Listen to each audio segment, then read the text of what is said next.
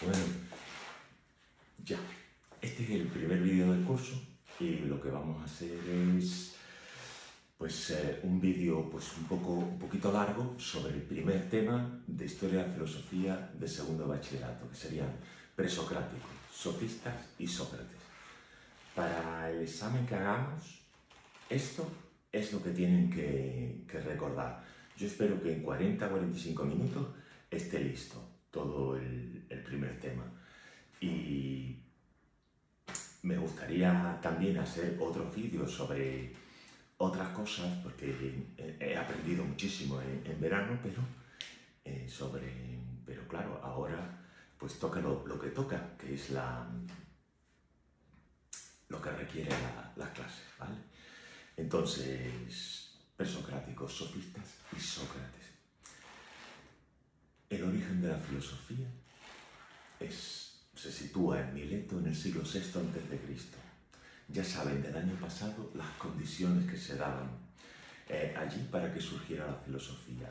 Cierta libertad, porque no había una religión poderosa que impusiera una serie de creencias, el comercio que permitía contacto con Persia, con Egipto, con Grecia, es decir, había una efervescencia de ideas, eso permitía relativizar a los dioses y dar paso a una forma nueva de entender el mundo que era la razón.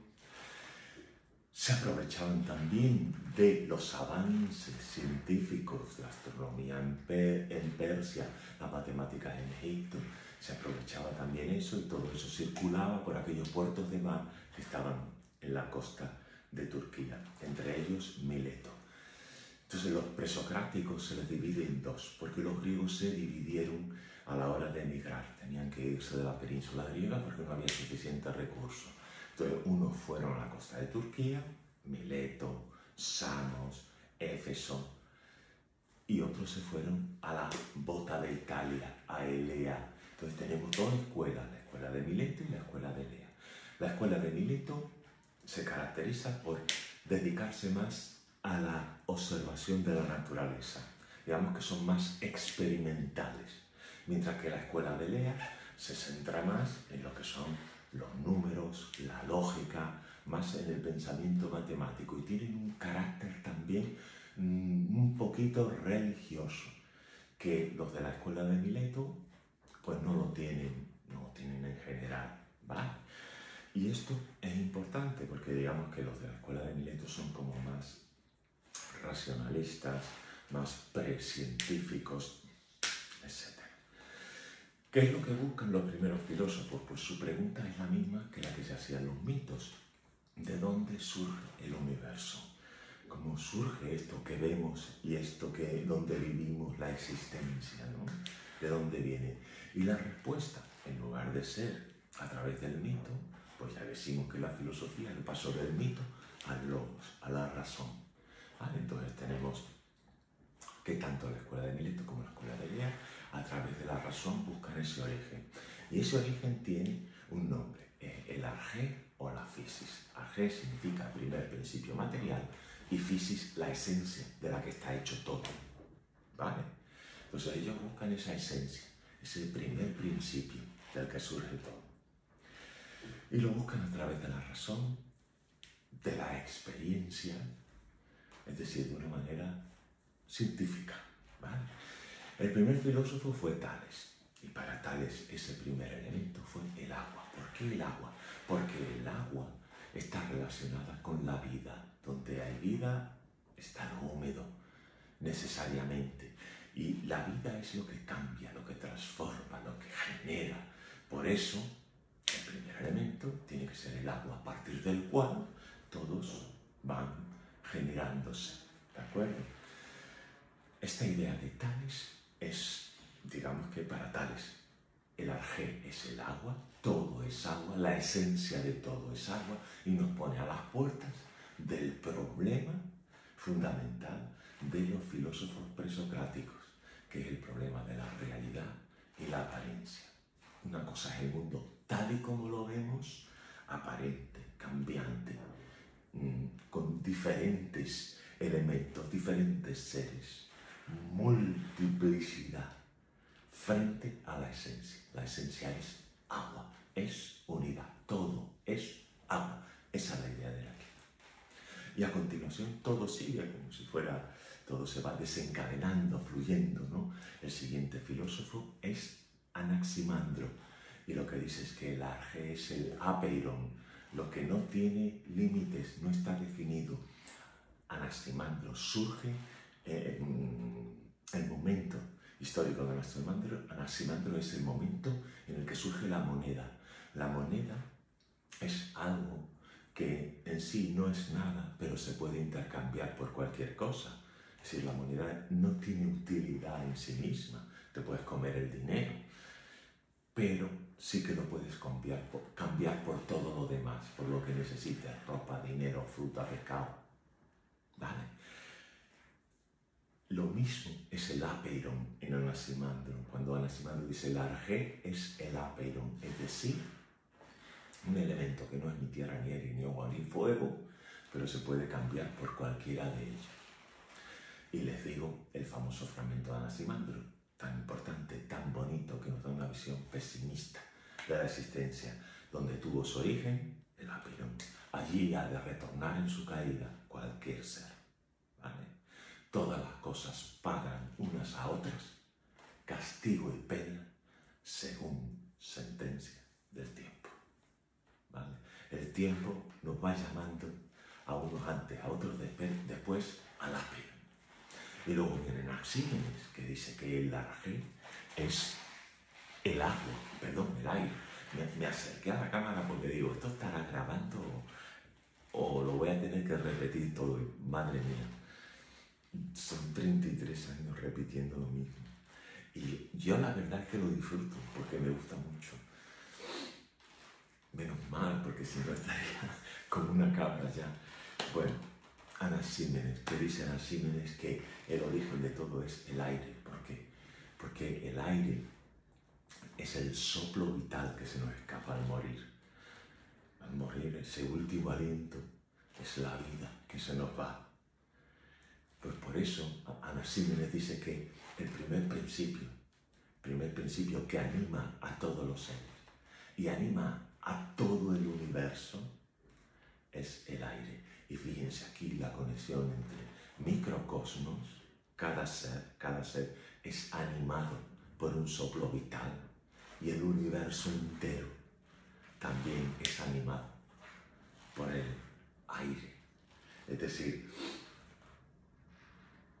igual que hoy decimos, estamos hechos del polvo que viene de las estrellas, pues igual, hay una conexión entre el universo y nosotros. Estamos hechos de los mismos elementos. Cada individuo, por pequeño que sea, es también parte de las estrellas. ¿Vale? Pues Anaxímenes dice algo parecido. Microcosmos, aire, cada uno de nosotros, macrocosmos. El soplo que envuelve al universo entero. ¿Vale? Y por último, Heráclito. Heráclito es de estos el más importante. En Heráclito, el arge es el fuego. ¿Por qué? Porque para Heráclito, el mundo es un continuo devenir. Todo fluye y nada permanece. Esa es la idea básica de Heráclito. Y de los 4 elementos, tierra, aire, agua y fuego, ¿cuál es el que mejor simboliza, representa ese cambio permanente? El fuego, el constante titilar de las llamas, que es igual a como el brillo, ese parpadeo nocturno de las estrellas. El origen de todo es el fuego. Y el todo comienza en el fuego y todo termina arrasado por el fuego y vuelve a empezar en un círculo eterno. Y esto lo recupera Nietzsche muchos siglos más tarde. Realidad y apariencia. El fuego es la esencia. Lo que vemos, lo que se despliega a partir de él, es la multiplicidad de la apariencia. Pero en la esencia hay unidad. Todo es aire, todo es apeiron, todo es agua, todo es fuego. ¿Vale? Y Heráclito se pueden contar muchas más cosas, como por ejemplo una muy importante. ¿Cómo define Heráclito al logos? Podría pensarse que el cambio que hay en el universo es caótico, arbitrario, pero no lo es. No lo es, dice Heráclito, nos lo parece a cada uno de nosotros porque tenemos poca sabiduría. Pensamos que el mundo da vueltas alrededor de nuestro punto de vista y eso es absurdo, no somos nada. El universo hay que contemplarlo desde la perspectiva del todo. Y desde la perspectiva del todo nos damos cuenta que todo lo que ocurre es una incesante sucesión de contrarios. Al día le sigue la noche el día, a la riqueza la pobreza a la riqueza, al hambre la hartura, el hambre a la enfermedad, a la salud la enfermedad. Una sucesión incesante de contrarios es lo que constituye ese devenir del que habla Heráclito. El universo no está construido para fastidiarnos o para mejorar nuestra vida. El universo es un constante fluir inocente, como dirá Nietzsche siglos más tarde. Pues esta sabiduría, esta armonía de los contrarios es el logos y solamente unos pocos sabios lo conocen. Y me he extendido un poco por Heráclito, con Heráclito, porque yo diría que es el más importante. Heráclito lo dice mucho más bonito, esto de el logos es común, es decir, es la razón que compartimos todos, porque todos estamos en esa armonía de contrarios, todos vivimos ahí, pero cada uno vive como si tuviera su inteligencia particular, desgraciadamente. Y terminamos con la escuela de Mileto, pasamos directamente a la escuela de Lea. La escuela de Lea, sus primeros representantes, los pitagóricos, Pitágoras y los pitagóricos. ¿Qué es lo que dice? Pitágoras es de Samos, pero vamos, su escuela y su gente son de la península de Lea. ¿Qué dicen? Pues que el arjé es el número. Y eso lo dicen en un sentido próximo al actual, como que todas las cosas en la naturaleza siguen leyes matemáticas, que la armonía universal es una armonía matemática, y también lo dicen en el sentido más primitivo, las cosas están hechas de números. Para ellos los números eran geométricos, el 1 es el punto, el 2 la línea, el 3 el plano, el 4 la profundidad. Con los 4 primeros números tienes todas las dimensiones, toda la realidad. Ellos los números no eran ideas, se construían con piedrecitas en la arena. Por eso les resulta familiar esa idea de que la sustancia, la esencia, la naturaleza de las cosas es el número. 4, 3, 2, 1, si lo suman da 10, el número perfecto, la tetractis. Y también los pitagóricos traen una creencia religiosa de Oriente, la creencia en la reencarnación, que está en el budismo, la creencia en la reencarnación. Para ellos se da la transmigración de las almas. Nos vamos reencarnando, una vez que morimos volvemos a otro cuerpo y así. Y, por ejemplo, los pitagóricos tenían una prohibición que era comer carne, porque claro, a lo mejor era un familiar tuyo el que se había reencarnado en esa vaca. Solo podían comer verdura y por eso murió Pitágoras, porque creían que si tú comías verduras, tenías gases y se te escapaba el soplo vital. Y claro, ese es un problema grande. Así que, escapando de sus perseguidores, porque los pitagóricos eran muy pesados en temas políticos, escapando de sus perseguidores se encontró con una plantación de lentejas y se paró y lo cogieron y lo mataron. Bueno, lo he contado de aquella manera, pero ya no me acuerdo si tenían prohibido comer solo lentejas o verduras. Yo diría que solo lentejas, lentejas, sí, porque algo tenían que comer. No podían comer carne, no podían comer verduras, se morirían de hambre, ¿no? Bueno, entonces eran las lentejas lo que estaba prohibido. Y pasamos a Parménides, que es con Heráclito el otro muy importante.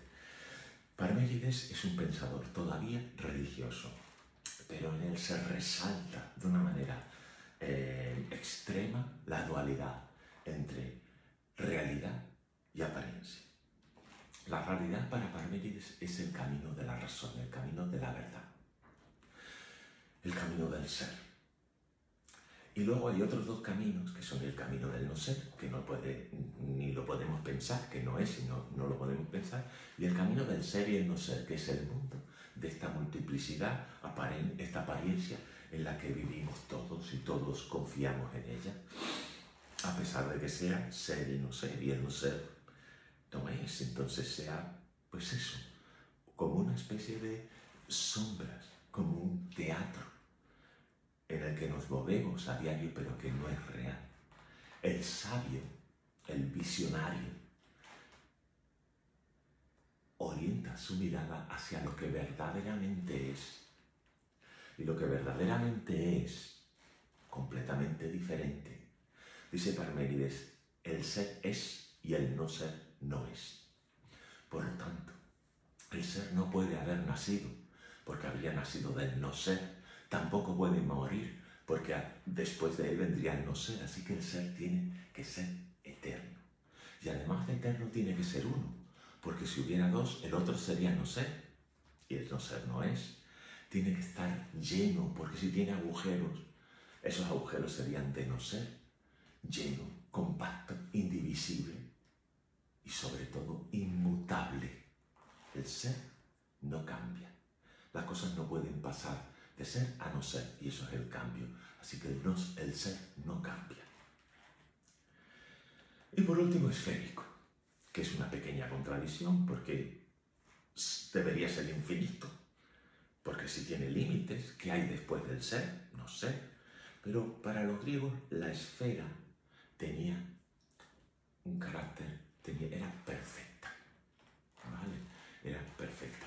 Vamos a ver, llevo 17 minutos, perfecto, 20 minutos presocráticos y otros 20 minutos sofistas y Sócrates. Vamos bien. ¿Y qué más decir de Parménides? Este mundo inmutable, que para él es el único real, nadie lo veía. La gente se reía de sus teorías. Entonces él tenía un novio, un amante, que era Zenón de Elea, que para defenderlo y de una serie de paradojas.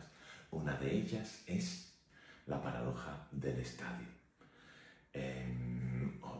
Se suele presentar con una flecha. Si disparamos una flecha, antes de llegar al objetivo, tiene que llegar a la mitad, y a la mitad de la mitad, y a la mitad de la mitad de la mitad. De manera que aunque disparemos una flecha, la flecha aparentemente la vemos llegar a su sitio, pero nunca ha salido del arco. Esa es la realidad de la que hablaría Parménides, y solamente está al alcance de quienes tienen visiones y las musas le vienen a buscar en un carro volador y se los lleva a ver a la diosa de la verdad, y Parménides habló con la diosa de la verdad según cuenta en su poema, y claro, esto es otro mundo, no el mundo del logos.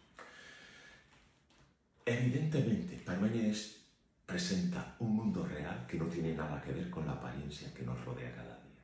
Y los filósofos que vinieron después dijeron, tenemos que salvar las apariencias, mantener la lógica de Parménides, el ser es y el no ser no es, pero salvar las apariencias, porque si no, vivimos en un mundo delirante, como deliraba el propio Parménides. Así que el primero de ellos, Empédocles, que es de Sicilia, lo resuelve de una manera muy sencilla. En lugar de ser monista, como todos los anteriores, que ponían el arjé como un elemento, los que vienen ahora se llaman pluralistas, porque dicen en el origen había varios elementos. Cada uno de ellos se mantiene eterno, inmutable, pero la mezcla y separación de esto es lo que produce la apariencia, la multiplicidad que vemos. Entonces dice Empédocles, tenemos 4 elementos, tierra, aire, agua y fuego, y dos fuerzas, el amor que los junta y el odio que los separa. La unión de los elementos es la vida, la multiplicidad. Y el odio es la muerte, la separación, cuando cada elemento vuelve a lo que es tierra, aire, agua, fuego. Pero ninguno de ellos deja de ser lo que es, siempre eternos e inmutables. El siguiente es Anaxágoras, que dice: todo está hecho de semillas, las semillas son eternas. En cada ser hay semillas de todas las cosas, por eso yo me puedo alimentar, porque hay semillas que me convienen en la lechuga, en el filete. ¿Vale? Todo está en todo, así se explica la nutrición. Y por último, Demócrito. Demócrito, el más próximo a la ciencia actual. Todo está hecho de átomos, de partes indivisibles y eternas. Y vacío, y estos átomos están dando vueltas en el universo. Tienen unos enganches y unos se unen a otros. Esas uniones de átomos son las que crean la multiplicidad, la variedad de seres que vemos. Y cuando los átomos se separan, pues quedan átomos sueltos, vacío, es la muerte. Y Demócrito escribió tantos libros como Platón. De Platón nos ha llegado todo, porque fue un filósofo que tenía muchas ideas próximas al cristianismo. De Demócrito, como era materialista, no nos han llegado sino fragmentos. Y esto tiene su explicación, porque hay libros que se guardan y otros que se pierden, y eso depende de quién tenga el poder en cada momento. Y pasamos a los sofistas y a Sócrates. Estamos ya en el siglo V, Atenas es una democracia joven. Los atenienses libres, que son los que han ido al campo de batalla a defender Atenas, tienen que defender sus opiniones en el ágora, en la plaza pública, porque ahí está el poder. El poder está en la persuasión. Y para persuadir bien a todos los demás, necesitas expresarte bien, necesitas tener una buena oratoria. Los sofistas eran extranjeros que venían a Atenas con mucha cultura, después de haber viajado mucho, y enseñaban. Eran tutores de los atenienses libres y les enseñaban, a cambio de un salario, a expresarse con corrección, a convencer y a persuadir a las multitudes. ¿Vale? Y eso era el oficio de estos sofistas de los que vamos a hablar ahora. Hay como dos etapas en los sofistas. Una se orienta más a lo que podría ser el escepticismo y el relativismo. Y otra que nos sitúa de lleno en lo que es la principal temática de los sofistas y de Sócrates, que es la dualidad, naturaleza y ley. Los anteriores, los presocráticos, es realidad y apariencia. Aquí es naturaleza y ley. Los últimos sofistas, Calícles, Trasímaco, que eran contemporáneos de Platón, defendían que el verdadero orden debía estar basado en la naturaleza, porque la naturaleza es eterna y la naturaleza domina el más fuerte. Y sin embargo, la joven democracia griega defendía lo contrario. De acuerdo, era una convención, pero era nuestra convención, era nuestra forma de salir de la barbarie, del caos de la naturaleza. Y en esa convención se establecía que todos los hombres son iguales y que la sociedad debe perseguir la justicia. Y que lo que importa no es la fuerza ni la riqueza, lo que importa es cómo tú convences a los demás, cómo tú, a través de la palabra, eres capaz de crear unos fundamentos comunes que garanticen la convivencia. Pero es la palabra, el argumento.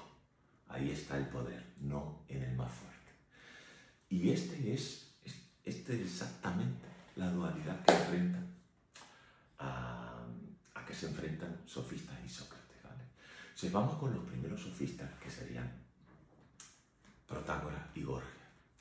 Protágoras lo que dice es que el hombre es la medida de todas las cosas. Protágoras es un relativista.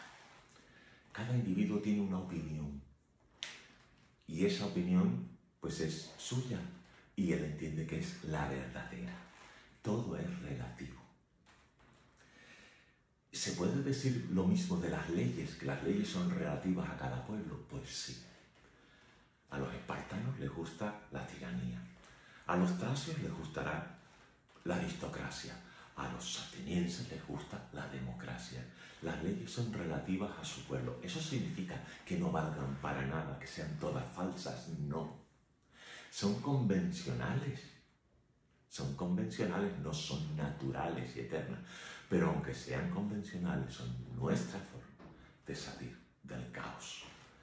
Es un regalo de los dioses, el sentido moral y el sentido político, porque mediante ellos podemos convivir. No vivimos en una certeza de que nuestro sistema político es el mejor, porque cada pueblo tiene el suyo, pero el nuestro nos vale para no matarnos unos a otros. Y eso es lo importante, y hay que conservarlo solo por eso. Gorgias, en cambio, es un escéptico. Un escéptico duda de todo, ya no cree en nada, no existe la verdad. Gorgias era un abogado riquísimo, porque se le daba muy bien, y sentó las 3 tesis que usa cualquier abogado en cualquier época. La primera, si tienes un cliente, es asumir que no ha hecho nada, que es inocente. Puede que haya hecho barbaridades, no te interesa. Nada existe, dice Gorgias. Si el cliente te dice, no, pues que yo soy un asesino, Gorgias te diría, pero ¿alguien te ha visto? Porque si nadie te ha visto, es como si no existiera. ¿De acuerdo? Si nadie lo sabe, no existe. Pues el cliente tiene que decir, o supongamos que dice, bueno, sí, hay un testigo. Entonces Gorgias le diría, mira, si esa persona no lo puede comunicar, es como si no hubiera existido. Y esos son los 3 niveles de cualquier estrategia de defensa. No existe. Si existe, no podría ser conocido. Y si es conocido, no podría ser comunicado. Y esas son las 3 tesis de Gorgias. Y pasamos a los últimos, que son Calícles y Trasímaco. Calícles y Trasímaco lo que defienden es que frente a la convención hay una ley que es mejor, que es la naturaleza. La naturaleza progresa, la naturaleza es bella y hermosa. Y es bella y hermosa porque elimina a los débiles, a los enfermos. El progreso de la naturaleza se basa en la supervivencia de los fuertes y el exterminio de los débiles. Y hay gente que todavía hoy piensa que la ley natural es superior a las leyes humanas. Y así no va. No quiero señalar a nadie, pero ya se imaginan ustedes de quién estoy hablando. Y pasamos a Sócrates. Sócrates es el filósofo con el que yo probablemente, con seguridad, más me identifico. Evidentemente, para saber de Sócrates hay que leer a Platón. Platón es el filósofo que más he leído. Y si lees a Platón, no te queda otra que leer a su archienemigo, su némesis, que es Nietzsche. Y estos 3 son mis filósofos de referencia, Sócrates, Platón y Nietzsche.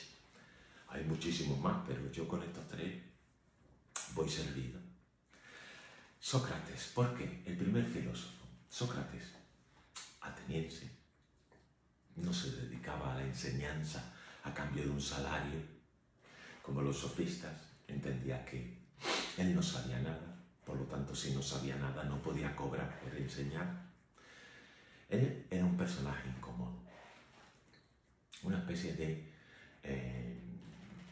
comediante, como podría ser hoy Ignatius Farray, alguien que está continuamente poniendo a otros que siempre le está mostrando sus incoherencias, sus contradicciones, su ignorancia.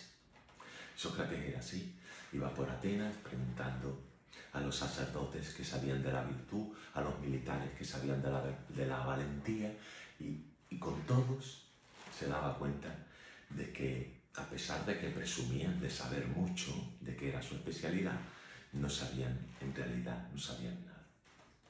Y Sócrates era considerado por el oráculo de Delfos como el hombre más sabio de Atenas, y cuando Sócrates se enteró dijo: oye, será porque yo sé que no sé nada. Ese es el punto de partida de la filosofía socrática, la ironía. Solo sé que no sé nada. Porque a partir de ahí es posible el conocimiento. ¿Por qué? Pues porque si tú no reconoces que no sabes, nunca vas a aprender nada. Nada. El primer paso es reconocer que no sabes. Es el primer paso para poder mejorar en lo que sea, en el deporte, en la filosofía, en la matemática, en todo. Solo sé que no sé nada. Y entonces, ¿cómo aprendo algo? Y la respuesta de Sócrates es la mayéutica. La mayéutica consiste en el arte de preguntar, de las preguntas y las respuestas.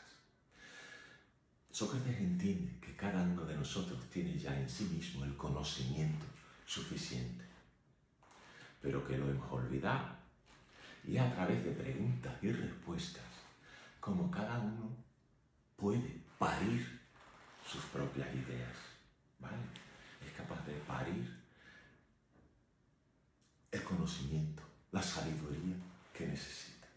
Sócrates él mismo no sabe nada, no tiene conocimiento, pero sí puede ayudar a otros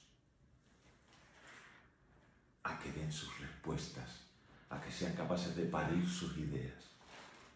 Y este es el oficio del filósofo, ayudar a los demás, consciente de que nunca sabrá nada por sí mismo. Sócrates, su madre era partera, Fenarete, y decía: es que yo también soy una especie de comadrón, pero de ideas. Hago que los demás puedan pensar por sí mismos. Y miren, cualquier profesor de filosofía en la actualidad es a lo que aspira. Yo no sé mucho, pero sí aspiro a que ustedes en algún momento, escuchándonos, sean capaces de parir sus propias ideas, de sacar lo que tienen dentro. Eso es lo importante en una clase. No esto, que esto, mire, si lo solventamos con un vídeo de 40 minutos, podemos dedicar el resto de la clase a hablar. Y esa es la filosofía de verdad, la que hacía Sócrates. No es escribir libros, no es leer libros, es compartir ideas y experiencias. Y ya está. En Sócrates, la ironía, la mayéutica y el utilitarismo moral, digamos que esos son los tres motivos fundamentales de la filosofía socrática. Para Sócrates, nadie actúa mal si no es por ignorancia. El que actúa mal es porque no conoce el bien. Y esto es difícil de asimilar, porque diremos, en la vida sabemos que hay gente que sabe que eso está mal y lo hace. Pero realmente saben que está mal. Saben, por ejemplo, la persona que mata, el daño que eso le está causando en su alma, un daño muchísimo mayor que causa a la otra persona. Porque una cosa es la muerte del cuerpo y otra cosa es la muerte del alma. Cuando actuamos mal es porque no sabemos de verdad las consecuencias de lo que estamos haciendo. Ese es el utilitarismo moral de Sócrates. Hay que conocer lo que está bien y lo que está mal, conocerlo de verdad, para actuar siguiendo lo que es más útil para nosotros, porque si no sabemos lo que es más útil para nosotros, ¿cómo vamos a elegir lo que está bien? ¿Y es difícil saber lo que está bien? Sí. Sí, porque el primer impulso es decir, oye, ser millonario y tener todo lo que quiero y hacer todo lo que quiero es lo mejor. La tiranía es lo mejor. Ojalá fuera un tirano, pues no. Eso no es útil. No es nada útil. Porque la tiranía te convierte en un ser que va a tener siempre un sufrimiento terrible, un sufrimiento intensísimo porque estás solo. Estás solo, estás continuamente pendiente de que no te liquide a ti otro para ser el tirano. Y esa soledad es una enfermedad que afecta a todos los tiranos y termina volviéndolos locos de la cabeza. Y yo diría que hasta aquí. Hay detalles biográficos de Sócrates, se los conté en clase, pero aténganse a esto, la ironía, la mayéutica y el utilitarismo moral. Que, por ejemplo, de Sócrates, su muerte, cuando le dice Critón, su discípulo, en la celda, la noche antes de morir, le dice, vámonos de aquí, soborno a los guardias y te libras de morir. Sócrates le dice, hay que respetar las leyes. Para Sócrates, las leyes de verdad no eran las de la naturaleza, sino las que nos dábamos entre nosotros, las que garantizaban la supervivencia, las que nos sacaban de la barbarie. Y Sócrates aspiraba a que fuesen leyes más seguras de lo que había dicho Protágoras, leyes no relativas, es decir, que tuviésemos la definición de justicia, del bien, y que sobre eso construyéramos unas leyes que puedan ser universales y eternas, válidas para todos y que duren para siempre. Y en ese intento echó la vida a Platón. Y lo dejo ya, para no liarlos más. Se acabó.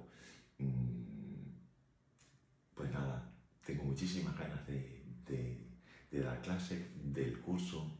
Me han tocado unos alumnos buenísimos y estoy súper contento.